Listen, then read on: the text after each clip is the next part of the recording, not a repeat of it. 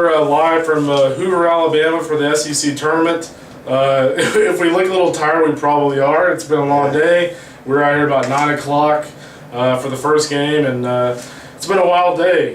You look at the first game of the day, you look at Alabama and Ole Miss. Obviously, Alabama has to win this whole thing to advance to the NCAA tournament. Ole Miss, I mean, I think they could probably lost that game, still be a 2 seed somewhere. Right. But the big key for Alabama, just getting a win, and Jeffrey Bramlett put together a pretty good start for the Crimson Tide. Yeah, he was really good. He's been their most consistent starter all year, and they needed him. And, you know, it's kind of interesting because they could have thrown him Saturday. He threw an inning against Vanderbilt. They said, all right, we're going to really need him next week to try to win this whole thing. It paid off. Mitch Gaspard pulled his starter. It gives him a complete game effort today, and really sets them up going forward to really be in position to try to do the improbable, and to win. If you're going to make a run, you have to win the opening game, and that's exactly what they did. Well, the one thing we kind of talked about earlier, we were just talking about A&M's offense because Alabama, but Walters is a guy that's pitched pretty good for them down the stretch. So Alabama has a shot. I mean, all of a sudden now, if you look at Alabama, if they can beat A&M with Walters, all of a sudden you come back with Taylor Gilbo. Yeah. All of a sudden it gets a little interesting for Mitch Gaspard's club, and we all know. If you look today, Mikey White 2 hits, Casey Houston 2 hits. If those two guys in the middle of that lineup produce, this is a pretty scary team, I think. Yeah, right. And they do have the home field advantage. They're used to playing here. It's stranger things have happened. Not that we're calling for them to be playing Sunday, but they could be a factor in this thing. Yeah, exactly. So we'll see what happens with the Crimson Tide.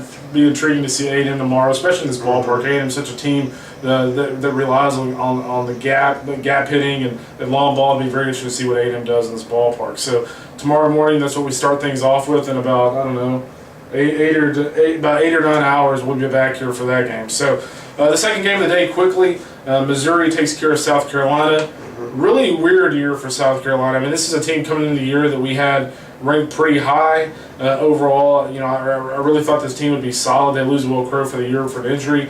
They just never really recovered from that. They weren't playing that well before he got injured to begin with, but this is a team that just never was able to kind of find its step. And first year since 1999, South Carolina will be at home for the postseason. I don't think this will become a recurring trend, but certainly a disappointing year for the Gamecocks. Yeah, absolutely. And then, you look at Missouri, they really needed this victory. I think they're one of those teams that we talked about on the bubble. No doubt.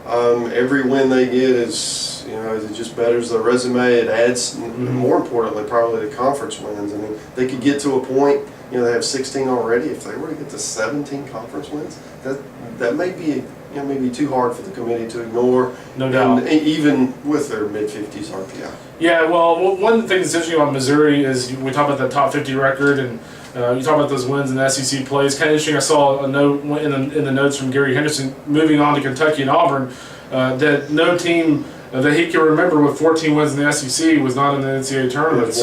One team. Right. So interesting little note on those guys. But that was another big game. Auburn and Kentucky. I felt like Auburn and Kentucky both needed to win. Probably Kentucky a little bit more than Auburn, maybe.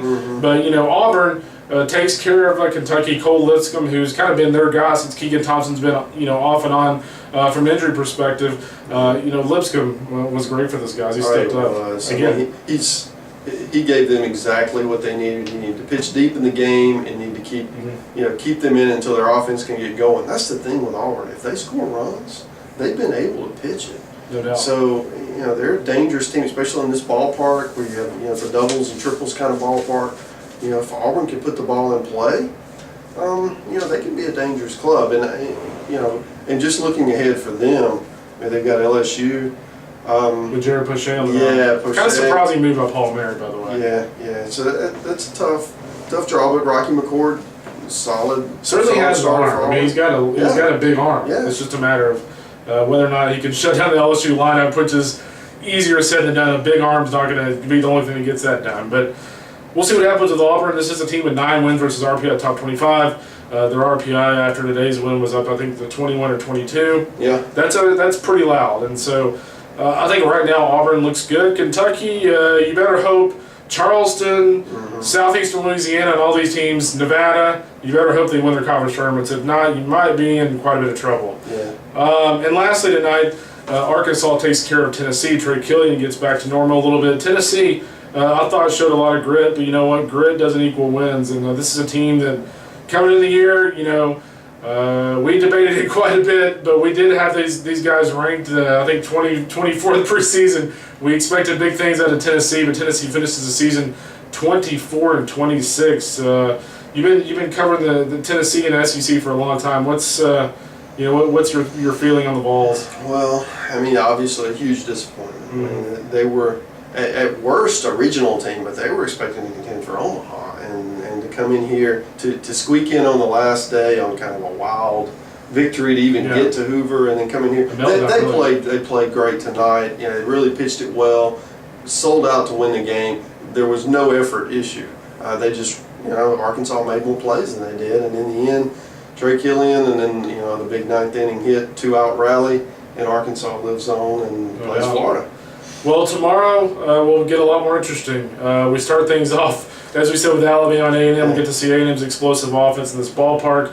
We also get LSU tomorrow. We get Florida playing tomorrow against Arkansas, which ought to be a terrific matchup the way Arkansas is playing.